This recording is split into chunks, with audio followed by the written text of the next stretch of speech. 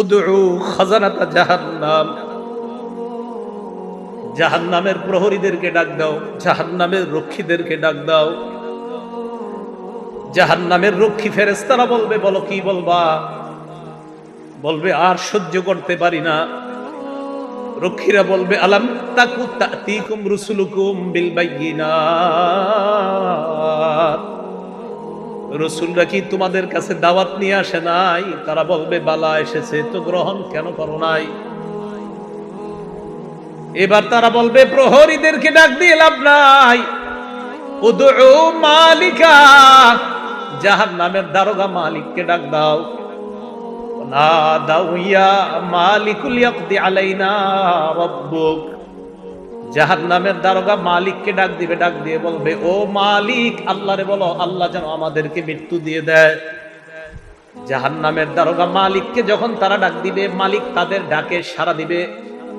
ইমাম আহমদ বলেন, রুব্বিতু আন্না বাইনা দুআইহিম ওয়া বাইনা ইজাবাতি মালিকিন ইয়াহুম আলফা আম, মালিক তাদের ডাকে সাড়া দিবে 1000 বছর পর।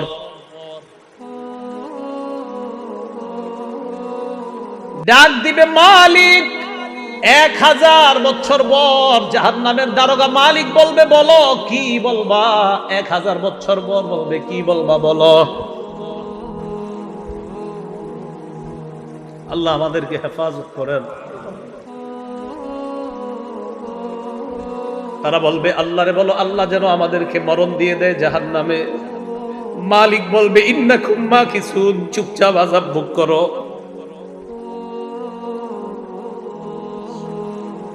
এবার তারা বলবে, জাহান্নামের প্রহরীদেরকে ডাক দিয়ে লাভ হয় নাই, মালিককেও ডাক দিয়ে লাভ হয় নাই। উদউ রাব্বাকুম ইখাফফিফ আন্না ইয়াওমান মিনাল আযাব, রবকে ডাক দাও, রব আমাদের আযাব হালকা করে দিবে।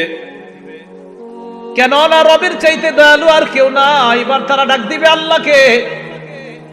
আল্লাহকে ডাক দেওয়ার পর তারা বলবে, সূরা মুমিনুনের মধ্যে আল্লাহ বলেন, রব্বানা গালাবাত আলাইনা শিকওয়াতুনা, তারা ডাক দিয়ে বলবে, আল্লাহ আমাদের হতভাগ্য, আমাদের দুর্ভাগ্য আমাদের উপর বিজয় লাভ করছে। দুর্ভাগ্যদের অন্তর্ভুক্ত হওয়া যাবে না। আপনি জানেন না এই আয়াতটা আমি কতবার তেলাওয়াত করি, যখন সামনে আসে আমার এই আয়াত, কি অবস্থাটা হবে। জাহান্নামীরা বলবে, আল্লাহ আমাদের দুর্ভাগ্য, আমরা দুর্ভাগা হওয়ার কারণে আজকে আমাদের উপর, আমাদের এই দুর্ভাগা হওয়াটা আমাদের উপর বিজয় লাভ করছে। দুনিয়াতে আপনার কথা শুনি নাই। ওয়া কুন্না কওমান দাল্লিন, আল্লাহ আমরা ছিলাম পথভ্রষ্ট সম্প্রদায়। রব্বানা আখরিজনা মিনহা, আল্লাহ আমাদেরকে বের করে দেন না এখান থেকে। ফাইন উদনা ফাইন্না যালিমুন, আল্লাহ একবার বের করে দেখেন, আমরা যদি আর খারাপ কাজ করি, আমরা জালেম, আমরা আর খারাপ কাজ করব না। এই কথা বলার পর আল্লাহ যেই জবাবটা দিবেন, আল্লাহ বলবেন, ইখসাউ ফিহা ওয়ালা তুকাল্লিমুন, আল্লাহ বলবে লাঞ্ছিত অবস্থায় জাহান্নামে থাক, কোনো কথা বলবি না।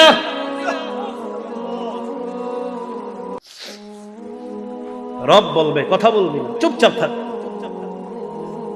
দয়াময় রব বলবে কথা বলবি না, চুপচাপ থাক।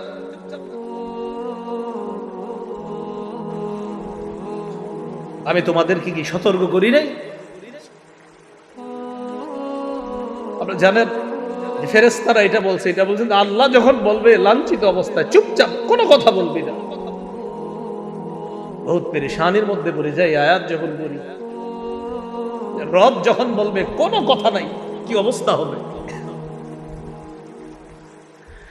তাই বলছিলাম দুনিয়া থেকে নিরাপত্তা নামা নিয়ে যাওয়া, নিরাপত্তা নামা যদি নিয়ে না যাইতে পারি, ঠকে গেলাম, হতভাগা হয়ে গেলাম। আল্লাহ সকলকে সৌভাগ্যবানদের কাতারে শামিল হওয়ার তৌফিক দান করেন।